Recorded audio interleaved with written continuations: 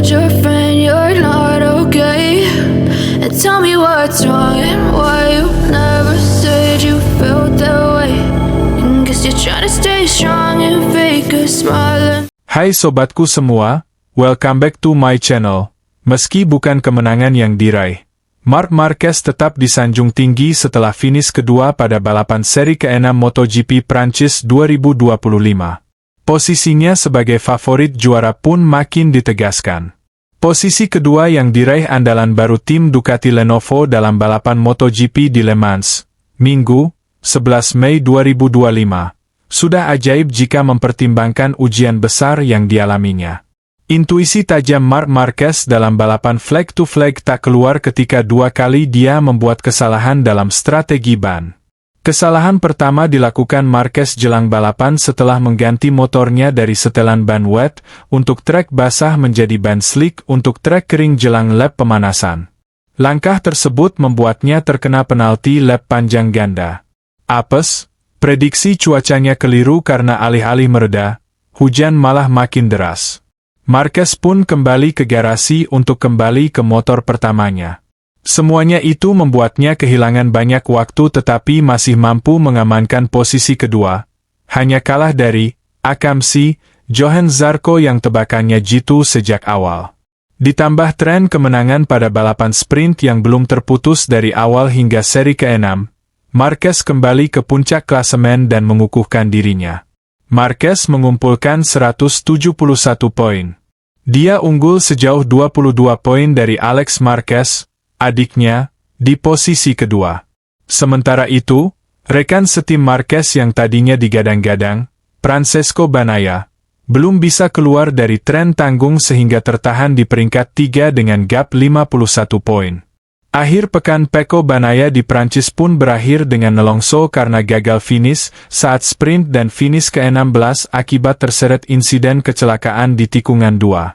Sosok senior di paddock MotoGP, Carlo Pernat, pun buka suara.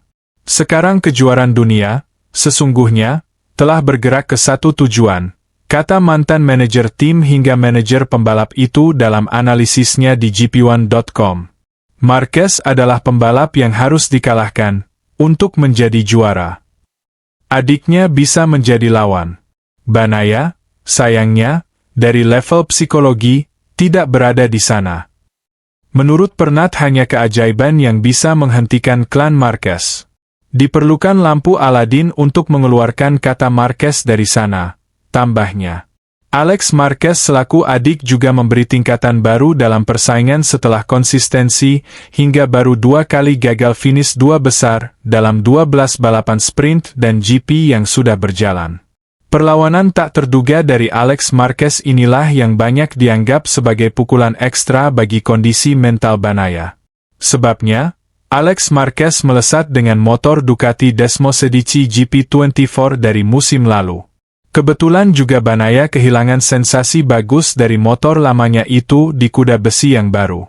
Menurut Pernat, aspek psikologi sangat berpengaruh dalam perburuan gelar saat ini, setidaknya 70% dalam hitung-hitungan. Di sisi lain, Pernat memaklumi tantangan yang dihadapi Bagnaia karena memiliki Marc Marquez sebagai rekan setim. Sosok veteran di paddock MotoGP itu menyebut Marquez besar seperti Valentino Rossi dalam membuat atmosfer di dalam tim menjadi menyenangkan. Inilah yang membuat kru pasukan Borgo Panigale mau melayani Marquez dalam meracik setelan terbaik untuk motor Ducati Desmosedici GP25 yang ditunggaminya. Saya selalu mengatakan tentang Valentino, tentang Marquez, orang-orang yang tersenyum selalu menang karena pada akhirnya MotoGP adalah sebuah olahraga dan itu menyenangkan. Begitu ini menjadi sebuah profesi, Anda sudah kehilangan arah. Tukas pria yang memberi kontrak balapan yang pertama kepada Rossi di ajang Grand Prix balap motor. Pernat sendiri menaruh Marc Marquez di kategori tertinggi dalam klasifikasi pembalap MotoGP musim ini. Juara dunia 8 kali itu berada di kategori fenomena. Selain Marc Marquez, hanya Fabio Quartararo yang masuk dalam grup fenomena. Pernat terkesan dengan bagaimana El Diablo mampu tampil di atas ekspektasi dengan motor Yamaha yang inferior. Quartararo sudah 2 kali merebut pole position. Sedangkan Bagnaia dan Alex Marquez berada di grup kedua yaitu juara dunia. Grup ketiga adalah fenomena semu, yang isinya para pembalap Parmin potensial yakni Parmin Aldeguer dan Ai Ogura. Singkatnya, pada akhirnya, Marc Marquez adalah sebuah fenomena dan pembalap utama yang harus dikalahkan, ucap Pernat. Kalau dia mengatur balapan seperti yang disarankan Davide Tardozzi, mungkin persaingan gelar juara selesai dengan 3 atau mungkin 4 hari Minggu tersisa. Itu tidak bagus untuk kejuaraan dunia. Di samping itu sobatku semua, Aleix Espargaro yakin Honda Racing Corporation ada di jalan yang tepat demi bangkit dari keterpurukan di MotoGP. Ia yakin Honda akan kembali meramaikan perebutan gelar pada tahun 2027. Uniknya, hal ini ia nyatakan di tengah rumor Jorge Martin ingin meninggalkan Aprilia Racing demi membela Honda HRC Castrol pada tahun 2026. Usai seri Prancis yang dimenangi rider LCR Honda Castrol, Johann Zarco, gosip panas menyebar di paddock MotoGP soal niatan Martin meninggalkan Aprilia. Sang juara dunia bertahan kabarnya ingin memakai klausul kontrak yang bisa melepasnya dari tahun kedua jika ia tak menjadi salah satu kandidat juara dunia sampai seri Prancis. Hal ini menciptakan ketegangan antara Martin dan Aprilia. Pasalnya, Martinator sendiri mengalami cedera sejak awal musim akibat berbagai kecelakaan, dan baru sekali balapan bersama Aprilia, yakni di seri Qatar.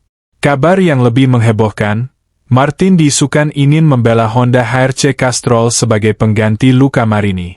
Espargaro, sahabat karib Martin, telah menjadi test rider HRC sejak akhir tahun lalu usai hengkang dari Aprilia.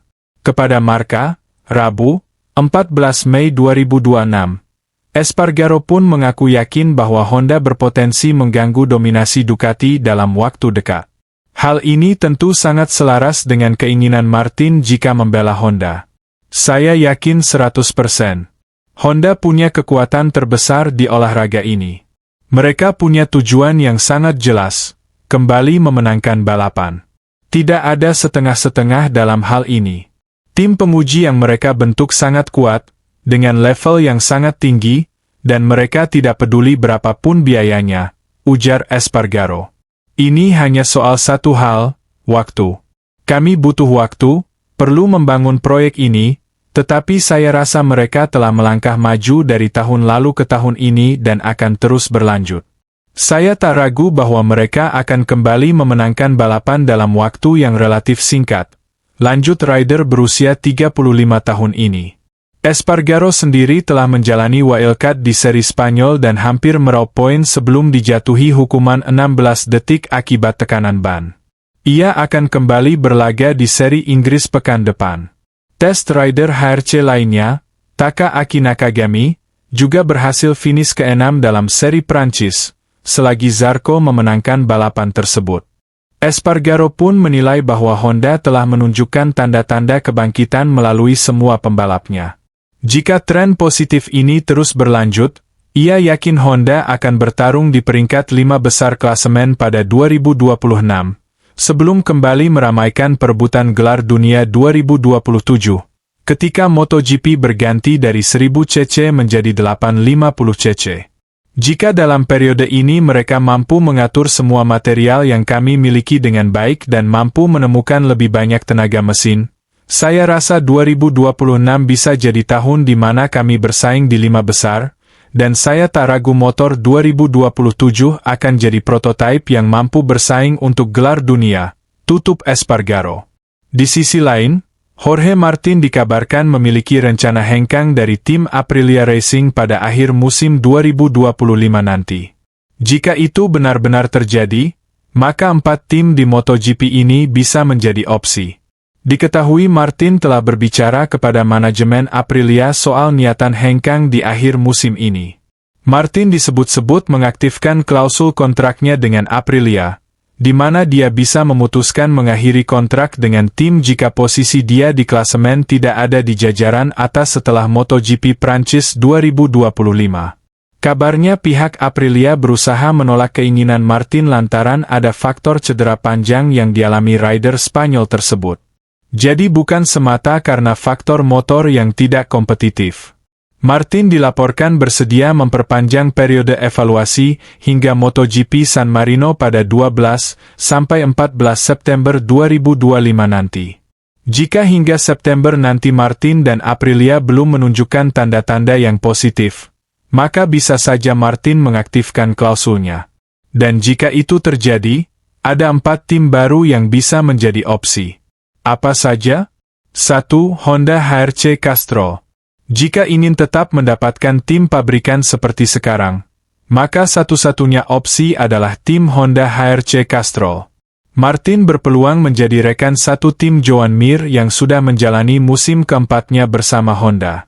Martin bisa menggantikan posisi Luca Marini yang kontraknya berakhir tahun ini dan belum ada tanda-tanda diperbarui. 2. Prima Prama. Jika Martin ingin kembali ke tim yang paling dia kenal, maka Pramac bisa menjadi pilihannya. Martin bisa menggeser posisi Jack Miller yang hanya dikontrak satu musim oleh Pramac. Tapi jika pindah ke tim ini, Martin harus beradaptasi lagi dengan motor Yamaha M1 yang masih. 3. Pertamina Enduro VR46. Nah, jika Martin ingin kembali menggunakan motor Ducati, maka dia bisa melirik kursi rider di tim Pertamina Enduro VR46. Kebetulan salah satu ridernya, yakni Franco Morbidelli, hanya dikontrak satu musim. Dengan profil sebagai juara dunia, Martin bisa dengan mudah menggantikannya. 4. LCR Honda Castrol. Opsi terakhir adalah tim satelit LCR Honda Castrol. Jika Martin sulit untuk pindah ke 3 tim tersebut, maka jalan terakhir yang bisa dipilih adalah tim satelit LCR Honda Castrol.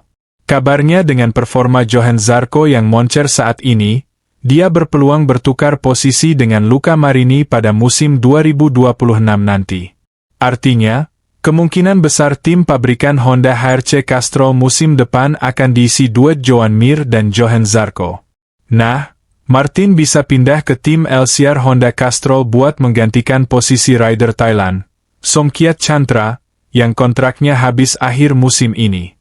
Nah sobatku semua, sementara itu, dunia MotoGP kembali diguncang rumor paling mengejutkan terkait bursa transfer pembalap untuk musim depan. Juara dunia 2 kali asal Italia, Francesco Pecco Bagnaia, dikabarkan akan meninggalkan tim lamanya Ducati Lenovo Team dan bergabung bersama Monster Energy Yamaha MotoGP. Rumor panas mengenai kepindahan Pecco Bagnaia ini pertama kali muncul dari beberapa media terkemuka di Italia. Sumber-sumber tersebut mengklaim bahwa negosiasi antara pihak Yamaha dan perwakilan Bagnaia sudah berlangsung secara intens sejak awal tahun 2025.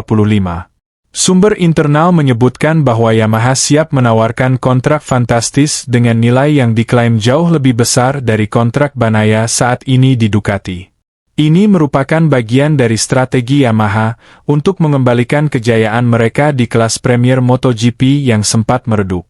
Dalam beberapa musim terakhir, performa tim Yamaha memang mengalami penurunan signifikan setelah era kejayaan ikon seperti Valentino Rossi dan Jorge Lorenzo berakhir.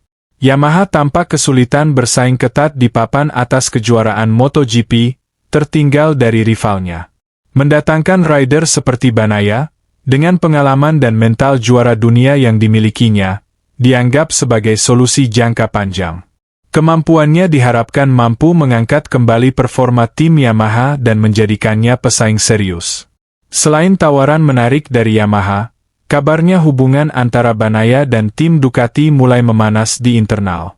Hal ini dipicu karena adanya beberapa keputusan kontroversial soal arah pengembangan motor pada musim ini yang dinilai kurang mengakomodir Bagnaia. Ducati dilaporkan lebih fokus pada pengembangan dan promosi rider muda mereka seperti Jorge Martin dan Enea Bastianini. Situasi ini membuat posisi Bagnaia sebagai ujung tombak utama tim Ducati terasa sedikit tergeser, memicu ketidaknyamanan. Pihak Ducati sendiri hingga saat ini belum memberikan pernyataan resmi secara spesifik mengenai rumor transfer Pecco Bagnaia. Namun, General Manager Ducati Corse, Gigi Dall'Igna, sempat memberikan komentar umum dalam wawancara terbaru yang memancing interpretasi. Kami selalu mendukung karir Pecco, tapi semua rider memiliki hak untuk memilih jalan terbaik bagi masa depannya, kata Gigi Dalina, seolah membuka kemungkinan kemenangan. Komentar ini tentu saja langsung memberi sinyal kepada berbagai pihak bahwa rumor tersebut mungkin memiliki dasar kebenaran. Sementara itu, petinggi Yamaha MotoGP, Lin Jarvis, juga memberikan komentar yang jelas mengundang lebih banyak spekulasi di paddock. Ia menyatakan, "Kami selalu terbuka terhadap peluang besar dan mendatangkan rider dengan kaliber juara dunia tentu menjadi impian semua tim." Hingga saat ini, Francesco Bagnaia sendiri belum memberikan tanggapan resmi secara langsung terkait rumor musim panas yang kebersamaannya dengan Yamaha. Namun, dalam beberapa wawancara sebelumnya, ia sempat mengungkapkan kekesalannya terhadap beberapa keputusan tim Ducati, terutama soal strategi balapan dan arah pengembangan teknis motor Desmosedici. Jika rumor transfer ini terbukti benar, perpindahan Bagnaia ke Yamaha bisa menjadi salah satu transfer terbesar dalam sejarah MotoGP modern. Kepindahan ini akan menyusul jejak legendaris Valentino Rossi yang juga pernah melakukan upaya serupa dari Ducati ke Yamaha pada masa lalu. Meski hingga kini masih sebatas rumor, potensi kepindahan Bagnaia ke Yamaha sudah menjadi kabar yang sangat menghebohkan di kalangan penggemar MotoGP. Situasi ini membuat para penggemar MotoGP di seluruh dunia sangat penasaran menantikan kelanjutan saga transfer ini. Pertanyaan besar kini menggelayut. Apakah Pecco benar-benar akan meninggalkan Ducati dan mencoba tantangan baru bersama Yamaha?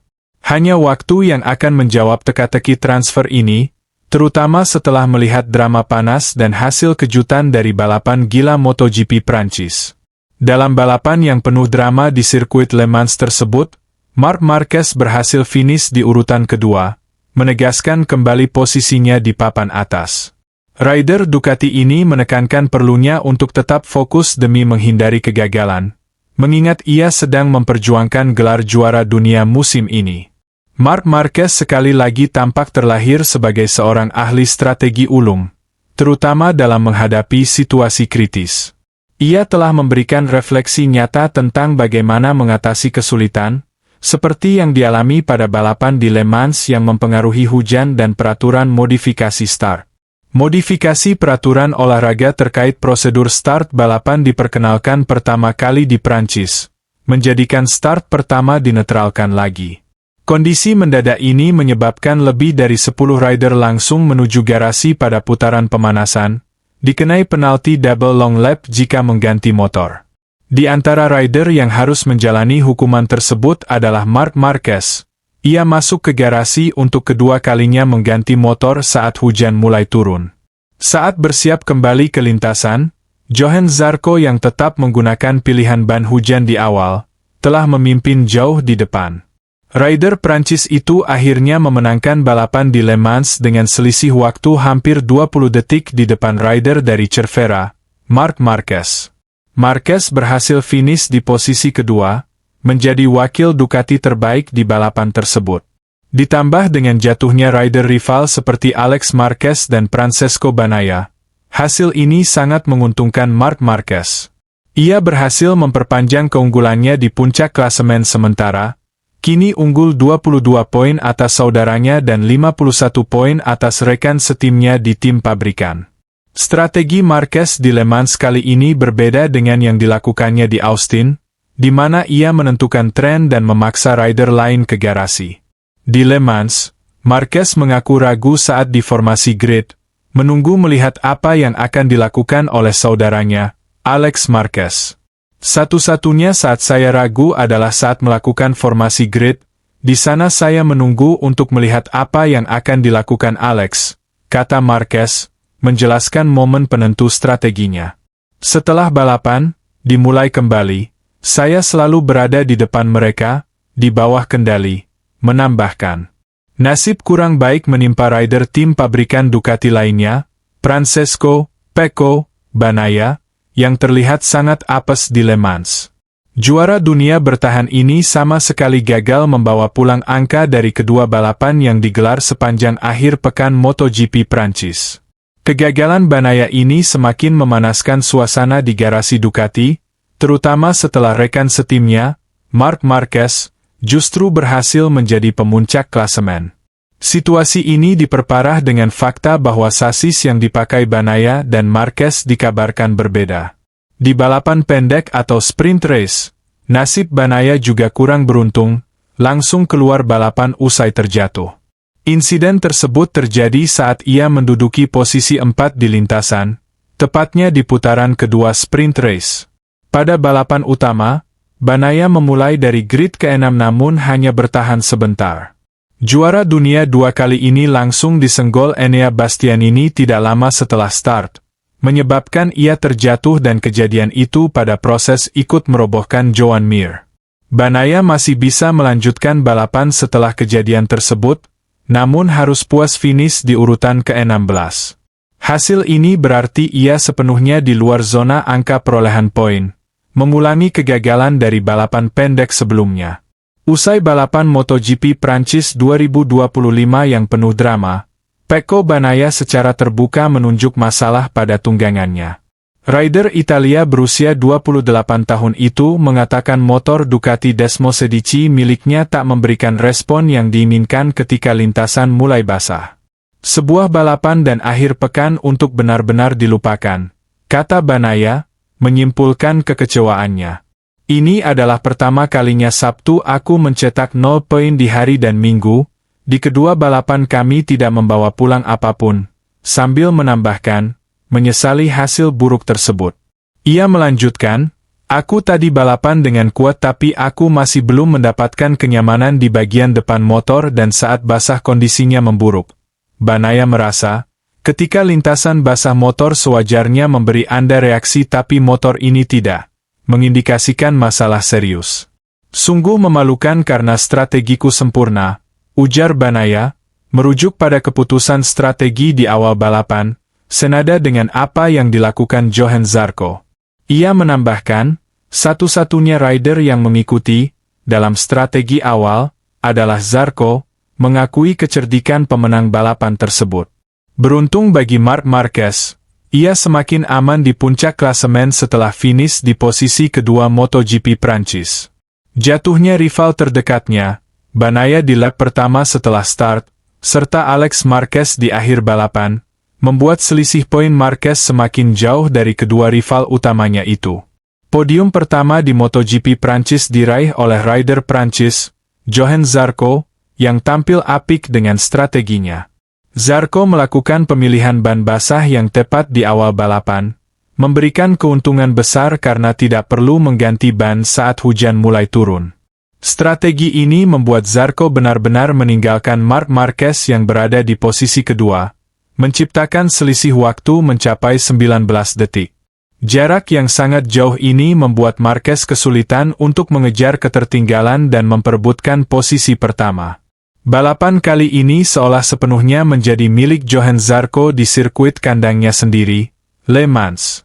Kemenangan di hadapan publik sendiri tentu sangat spesial bagi rider Prancis ini. Marquez sejatinya juga tampil bagus dan cerdas dalam mengelola balapan. Hanya saja memang Zarco lebih unggul dalam hal pemilihan ban di kondisi transisi. Namun begitu, Marquez berhasil mempertahankan posisinya, bahkan semakin aman di puncak klasemen, meninggalkan jauh para rivalnya. Dengan keunggulan poin yang semakin lebar dan performa yang solid, kemungkinan besar Marc Marquez akan terus tampil, menggila, di balapan-balapan selanjutnya. Konsistensinya menjadi kunci dalam perburuan gelar. Johann Zarco juga berhasil memecahkan rekor kemenangan bagi rider Prancis di Le Mans yang sudah sangat lama bertahan. Kemenangan dalam MotoGP Prancis ini membuat sirkuit Bugatti Le Mans dilanda euforia luar biasa menyambut pahlawan tuan rumah. Sukses Zarco ini beriringan dengan semakin lebarnya jarak Marc Marquez di puncak klasemen, hasil balapan yang penuh kejutan. Kegilaan MotoGP Prancis yang dipicu oleh cuaca memang membuat tontonan semakin seru dan sulit ditebak alurnya. Balapan Le Mans membuktikan bahwa kecerdikan dalam strategi, terutama terkait pemilihan ban di kondisi transisi, bisa mengalahkan motor yang secara teori lebih cepat di lintasan kering. Johan Zarco yang diuntungkan dengan pilihan ban yang tepat, tidak perlu melakukan penalti double long, dan akhirnya merebut podium utama. Kemenangan Zarco memecahkan rekor kemenangan Prancis di Le Mans yang dipegang Pierre Monner sejak 1954. Rider LCR Honda ini berhasil unggul atas kompatriotnya, Fabio Quartararo, yang finish di peringkat ke-6 dalam balapan yang tak mudah. Meski tidak menang, Marc Marquez juga menjadi salah satu protagonis utama dalam kekacauan balapan Le Mans. Ia berani mengambil risiko mengganti motor dan menjalani penalti double long lap, namun tetap bisa merebut posisi kedua yang krusial. Sobatku semua, akhirnya kita sampai di ujung video ini. Like video ini, share di media sosial sobatku semua, subscribe dan nyalakan lonceng notifikasinya. Terima kasih sudah menonton. Until I look away, but I've known you too long. It hurts to watch your blue eyes fade to gray.